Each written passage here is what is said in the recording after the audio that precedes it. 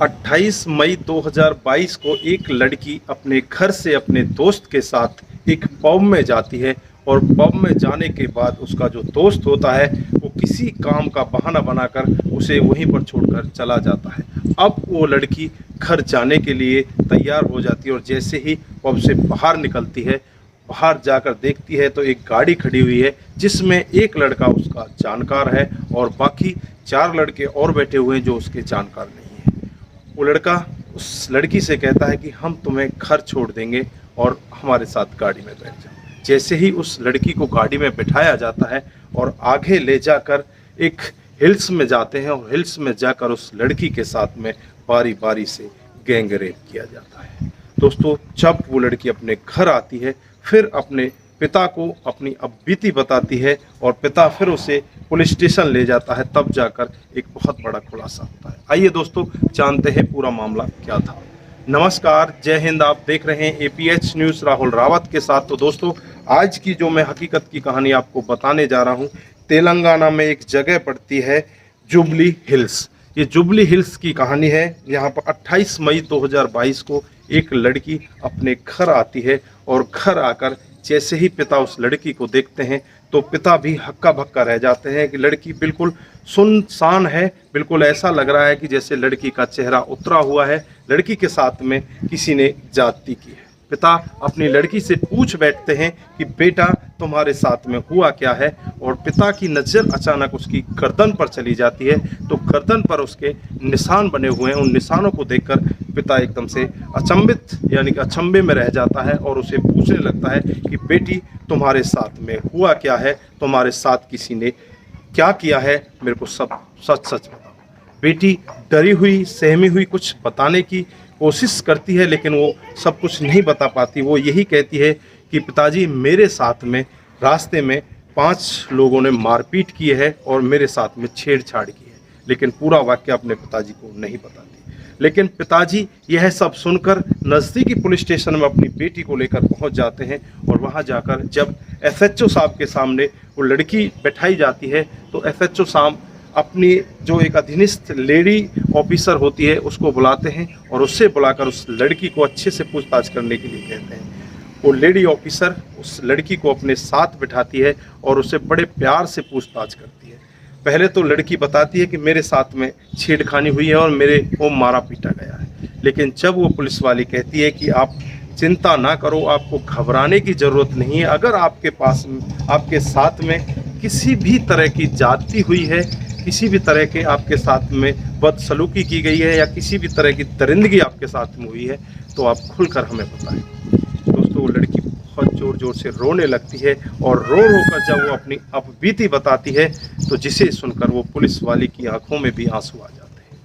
वो लड़की बताती है कि जैसे ही ये मेरे को गाड़ी में बैठा कर लेकर आए थे और लेकर मेरे को एक हिल्स पड़ती है जिसका नाम होता है जुबली हिल्स, वहाँ जाकर ये गाड़ी को किनारे लगा देते हैं और 4 लोग उस गाड़ी में से नीचे उतर जाते हैं।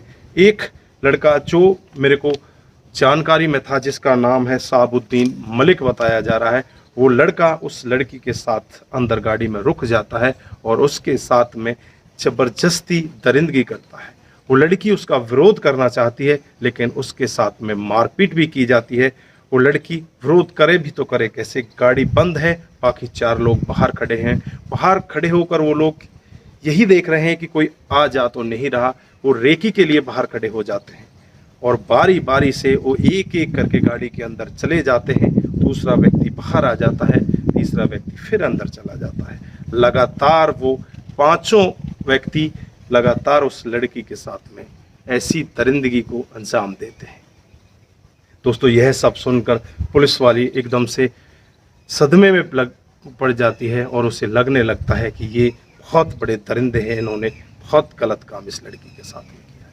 दोस्तों, बताए गए नाम के अनुसार उस साबुद्दीन मलिक को गिरफ्तार कर लिया जाता है और गिरफ्तार करने के बाद जब उससे पूछताछ की जाती है तो पूछताछ में वो यही बताता है कि मेरे साथ में और जो लड़के थे उनमें 2 लड़के नाबालिग हैं जिनका नाम उसने अभी उजागर नहीं किया है। पुलिस जब वहाँ के आसपास के सीसीटीवी कैमरे को खंगालती है तो सीसीटीवी कैमरे में भी वो लड़के उस लड़की को अपनी गाड़ी में बैठाते हुए नजर आ जाते हैं। दोस्तों, अब पुलिस उनकी पहचान कर लेती है और उन्हें गिरफ्तार कर लेती है। दोस्तों, वो लड़की को ऐसी दरिंदगी करने के बाद उसे वहीं वापस उस पब पर छोड़ आते हैं जहां से उसे उठा कर लेकर आए थे। दोस्तों, लड़की जब वापस अपने घर आती है, घर आकर अपने पिता को ये सारा वाक्य बताती है, लेकिन पिता को वो ये चीज़ नहीं बताती कि मेरे साथ में इन लोगों ने रेप भी किया। पिता को बस वो यही बताती है कि मेरे साथ में छेड़छाड़ हुई है और मेरे को मारा पीटा गया है। लेकिन पिता एक ऐसा कदम उठाते हैं, वो तुरंत ही नज़दीकी पुलिस स्टेशन पहुंच जाते हैं और वहां जाकर उन लोगों के खिलाफ मामला दर्ज करा देते हैं। तो दोस्तों, आप लोगों ने देखा किस तरह से एक 17 साल की लड़की जो कि एक पब में जाती है, पब में जाना भी अच्छी बात नहीं है, लेकिन वहां जाने के बाद वो लड़की वापस घर की तरफ आती है तो उस लड़की को 5 दरिंदे उठाकर उसके साथ बारी बारी से रेप करते हैं। तो दोस्तों, यहाँ पर आप क्या कहना चाहेंगे? क्या उस लड़की की गलती थी, उसे पब में नहीं जाना चाहिए था, या पब में जाने के बाद वो अनजान लोगों के साथ उस गाड़ी में बैठ गई, वो उसकी और भी ज़्यादा बड़ी गलती थी? तो दोस्तों, आपकी जो भी राय है कमेंट बॉक्स में ज़रूर दीजिएगा। दोस्तों, इस कहानी को सुनाने का हमारा उद्देश्य किसी को बरगलाना, किसी को बहकाना या किसी पर भी किसी प्रकार का दबाव बनाना नहीं है। हमारा उद्देश्य बस यही है कि आप लोग जागरूक हों और ऐसे क्राइम के बारे में जानें। और एक आप लोगों को इस तरह भी जागरूक करना है कि इस तरह से कहीं भी अपनी बहन बेटी को ऐसे जगह पर ना भेजें जहां पर दरिंदे उसके पीछे पड़ जाएं। ये जगह भी सेफ नहीं होती। आजकल जो हमारा कल्चर है वो डे बाई डे बदलता जा रहा है। लोगों में जो हमारे इंडियन कल्चर है उसको छोड़कर वेस्टर्न कल्चर की तरफ भाग रहे हैं। दोस्तों, आज के लिए बस इतना ही। फिर मिलते हैं किसी नए मोड़ के साथ। तब तक के लिए आप अपना ख्याल रखें, अपने परिवार का ख्याल रखें, सतर्क रहें, सावधान रहें और ऐसे क्राइम को अपने आसपास ना होने दें। नमस्कार, जय हिंद, जय भारत।